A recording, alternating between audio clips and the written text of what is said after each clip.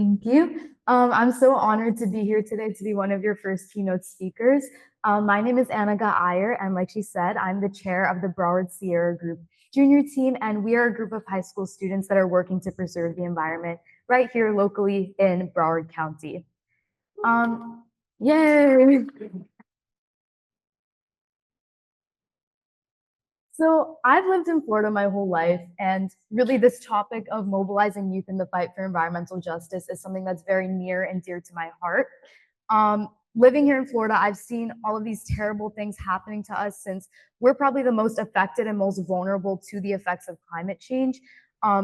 My aunt and uncle actually, they had their house destroyed during Hurricane Ian. They lived in Florida, and so that's really where my environmental journey began, because as more research came out and I did more research about the topic, I learned that climate change was really the main culprit behind these intensified weather events. And so that motivated me to take action in my own community and even get more students involved as well. So even from a young age, probably around third grade, I learned about climate change and very elementary steps that we can take towards zero waste, such as reduce, reuse, recycle, which I'm sure we've all heard of. But honestly, like as I've learned so much more through reading papers and listening to different speakers, I've learned that there's so much more beyond the three R's of zero waste. And so here in Broward County, they do implement environmental curriculum into school education. And so kids are exposed to that from a very young age. The biggest issue I've found though is that a lot of those students don't really know what to do with that information once they have it. So they hear all of these terrible things happening to them, but then they're like, what do we do now? And especially since these kids are so young, like third, fourth, and fifth grade, it can be a lot of anxiety and pressure that's put on them. And they're not really sure what to do with that. So what my group does, the Broward Sierra Group junior team, is we mobilize high school students to take action in our local Broward County area to kind of remedy some of the issues that we're all seeing. And one of the big things that I've seen, especially with high school students, is they want to get involved. They want to fix these issues in their neighborhood, but really they're not sure how. And so this group really gives them a voice and kind of a platform to express themselves. And especially because we have almost 100 student members that are working collectively, they all feel kind of motivated by each other and motivated by the issues that they see in our local community. So really my talk today is going to be focused on what my group has done. And I hope that some of you can translate some of the same things that we do in our group into your own groups. So I just have a quick survey question about how many of your groups have active youth members, like they're actively doing something, they're not just like passive, if you could raise your hand.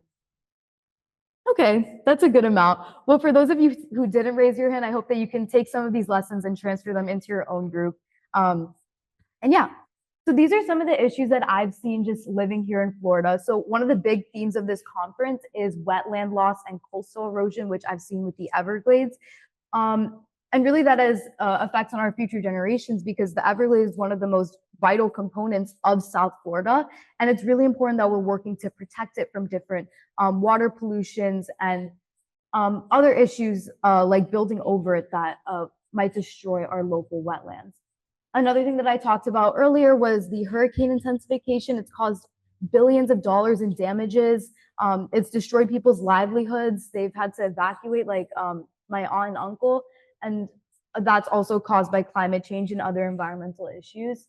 Water pollution is something we definitely see here in Florida. Whenever I go on the beach, there's just trash spewed across like the whole beach, and it kind of feels like an obligation to go pick it up.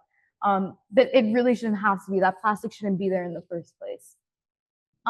Next, waste management. So I know Richard talked a little bit about the incinerator that they're planning on building here in South Florida.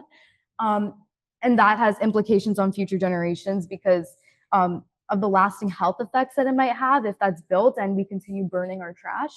And environmental justice in general. Some underprivileged communities are disproportionately affected by these environmental issues. And so it's important that they have the resources and access to fix those.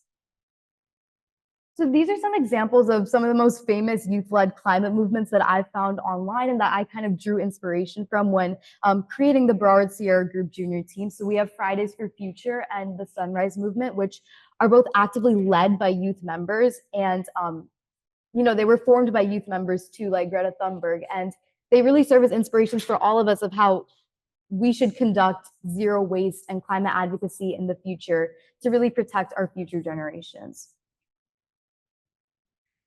The next thing I want to talk about is why you as adults have to support our youth. So like I said before, a lot of younger kids have these ideas of what they want to do. Kids are very creative, like me and like all of my peers. We have all of these amazing ideas, but a lot of the times we don't have the funding or the platforms to actually implement them in the real world. So by having some adult support, that really helps get those movements started and initiatives going. And also just like the economic aspect of it, our youth is going to be leading the future. They're going to be taking on many of the jobs that you all have today. And so it's important that we take that time to invest in our youth, like myself, and really encourage them to get involved in the world. So now I'm going to talk a little bit more about what my group has done and kind of what I encourage you to encourage other kids to do. So the first thing this is really where my environmental journey started with letters to the editors. I found out about them. They're basically, you just write like a letter to a newspaper editor and there's something really quick and easy to do. They take max like 1 hour and that's if you're really like picky with your word choice, I guess. And so these are some examples of some of the letters I've written. I encourage you to translate some of those same lessons onto younger kids as well. Next is actually supporting politicians. And so I've helped various politicians like Maria Rodriguez and Debbie Hickson get reelected since they're very environmentally focused and they have a lot of the same thoughts that I do and that I support. And so by getting youth involved in that, they can get actively involved in their community. The next thing I wanted to focus on was educational rights. So here in Florida, our governor decided to approve these PragerU videos, which kind of diminished the importance of climate change, and they were allowed to be shown in public schools. And so that was something my team and I worked really hard to fight against. So we spoke to our local school board member and encouraged her to ban those videos from being shown in our school. The next thing I wanted to talk about was incineration. And so a lot of kids, they might have an idea of what they want to advocate for, some of them might not. And so it's important that you as adults kind of help them see what issues are happening in their local communities and encourage them to take on those issues themselves. Our group also does nature outings, and that kind of gets kids excited to really be in nature, and it kind of gives them a reason to protect local environments, and it kind of puts like it basically puts a face to the name, like why are we actually doing this? It's because we're protecting these local environments.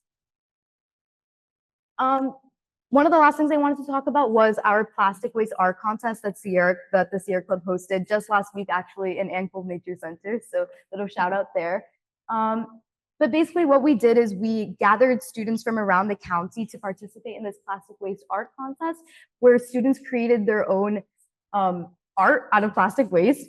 And so it's really amazing. I had to blur out some of the kids' faces because I don't think I have their permission. But as you can see, some of these kids made amazing artworks, and it really encourages these students to turn something like waste, which they might not really see a second use for, into something beautiful like art.